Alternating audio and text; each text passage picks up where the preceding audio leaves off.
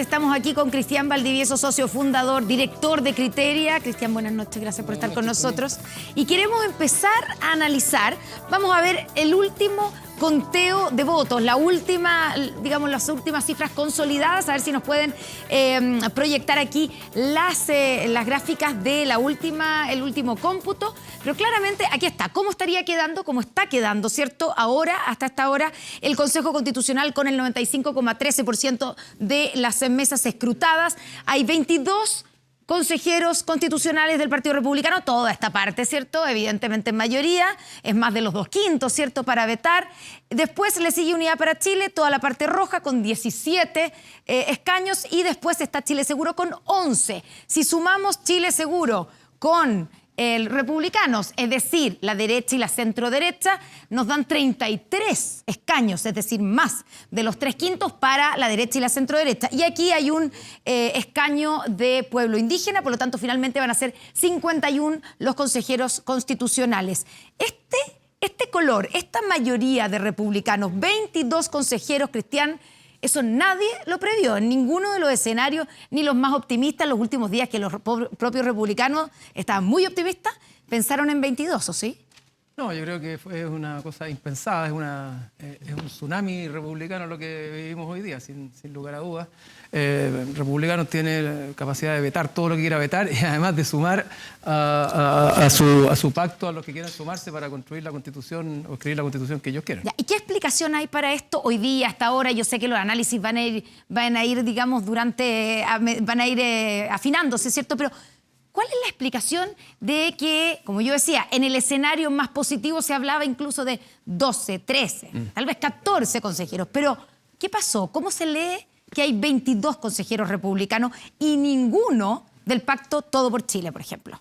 Ningún DC, ningún PPD, ningún partido radical. O sea, ninguno de esos partidos va a ser parte del nuevo proceso constitucional. Bueno, lo primero es decir que triunfaron de alguna manera los polos más extremos, republicanos por una parte y Unidad para Chile dentro del oficialismo, y dentro de ellos triunfó la versión original del gobierno, que es Apruebo Dignidad. Es decir, eso, si uno lo mira así desprejuiciadamente, es complejo para pensar en escribir una nueva constitución, porque los intereses de pactar, de llegar a acuerdos, posiblemente no estén, porque hay una suerte de polarización adentro.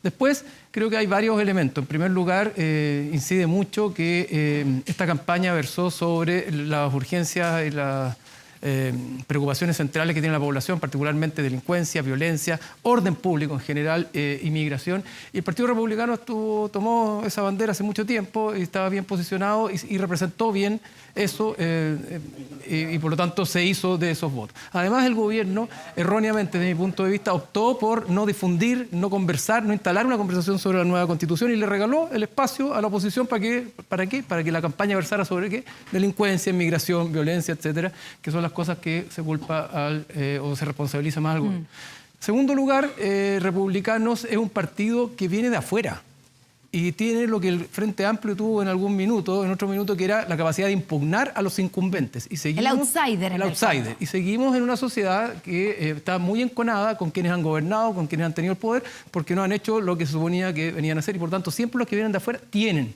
esa mayor capacidad de enfrentar y hacerse eso. Y en tercer lugar, Connie, por último, creo que el PDG guateó, en castellano guateó. Se me había olvidado hasta nombrarlo, aquí exacto, está, cero. Y como partido impugnador perdió, posiblemente lo afectaron los últimos temas del último tiempo, pero además Franco Parisi venía cayendo hace un buen tiempo en términos de la credibilidad en la sociedad, y eso hizo que Republicano absorbiera toda la votación de quienes quieren impugnar a los partidos que están en el gobierno, etcétera. Siempre se dice que las elecciones no se ganan, no se pierden, sino que se explican, ¿cierto?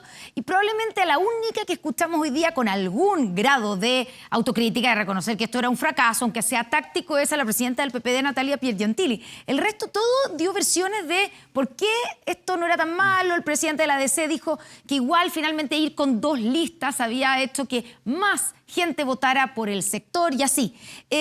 Con ya los números sobre la mesa, ¿cierto? Podemos decir que la centroderecha, por ejemplo, es ganadora hoy día, porque hoy día salieron diciendo, por lo menos las primeras palabras de la UDI eran, bueno, ganó la centroderecha.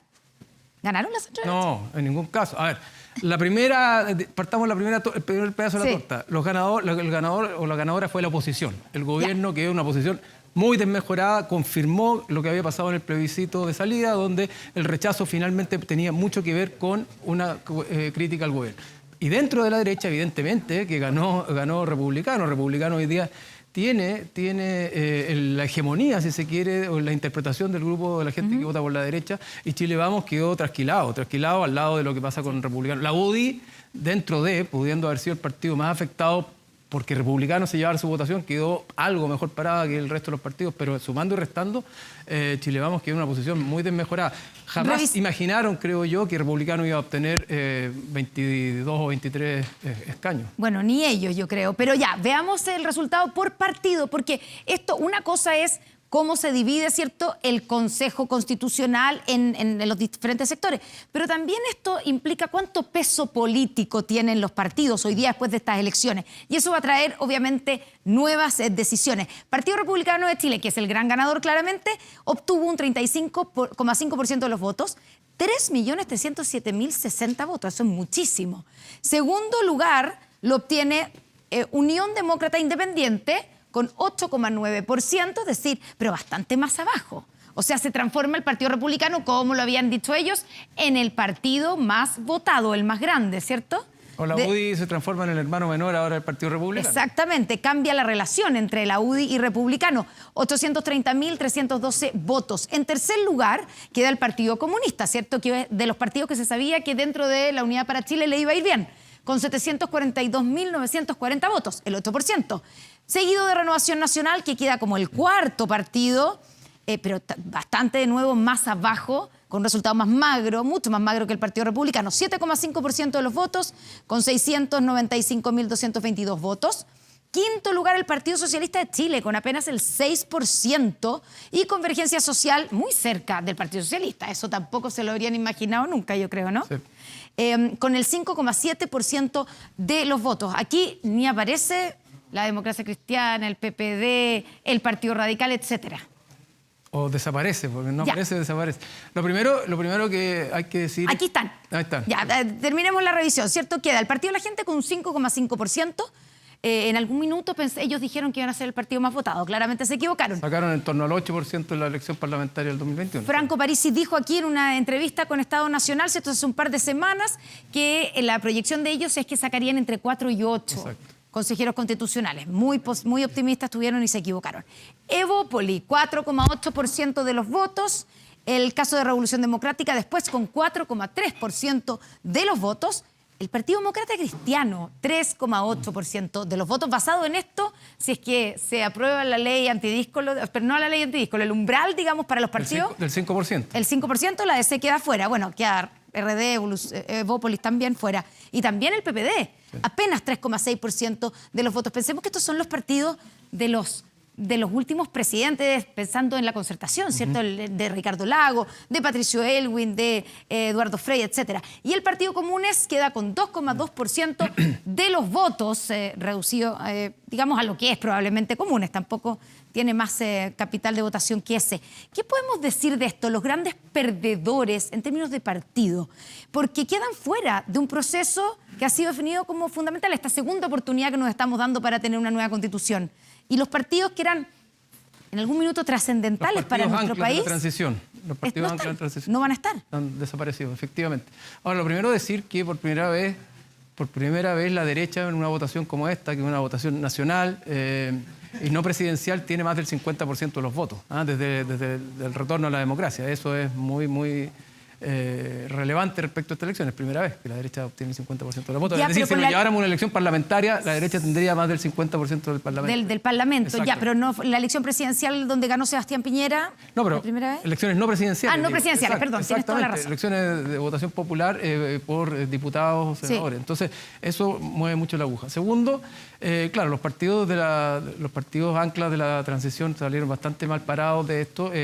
Lo que va a venir de esto, supongo yo, es una una reconfiguración del mapa político y los partidos se van a tener que fusionar y ordenar para tener más fuerza electoral y además para tener una oferta más atractiva para la población. Y también pasa que, claro, Comunes tiene muy poco, pero si uno lo suma o lo agrega con el Frente Amplio en general, el Frente Amplio no salió mal parado de esta elección, en términos relativos, porque es un tsunami el que le pasó por encima, pero en términos relativos, dentro del oficialismo, el Frente Amplio y el Partido Comunista son los ganadores, frente al PPD, al Partido Socialista incluso, y los otros grupos del socialismo democrático. Ya, y hablando al interior del oficialismo, ¿cómo debiera afectar esto al presidente Gabriel Boric? Pensando en que desde que asumió el gobierno, después del 4 de septiembre, del triunfo del rechazo, evidentemente hubo un giro, ¿cierto?, hacia la centroizquierda, desde la izquierda, y con la inclusión de ministros, ¿cierto? Tenemos la ministra del Interior que es del PPD. Aquí, ¿dónde está el PPD? Aquí está. Con este porcentaje de votos que no sacó ningún consejero, si bien la ministra del Interior estaba por una lista única y no por ir separados, pero igual, ¿cómo podría haber alguna presión por parte de los partidos del oficialismo que les fue mejor que a los partidos que hoy día tienen más peso político al interior del comité político, como para que haya un cambio en el gabinete?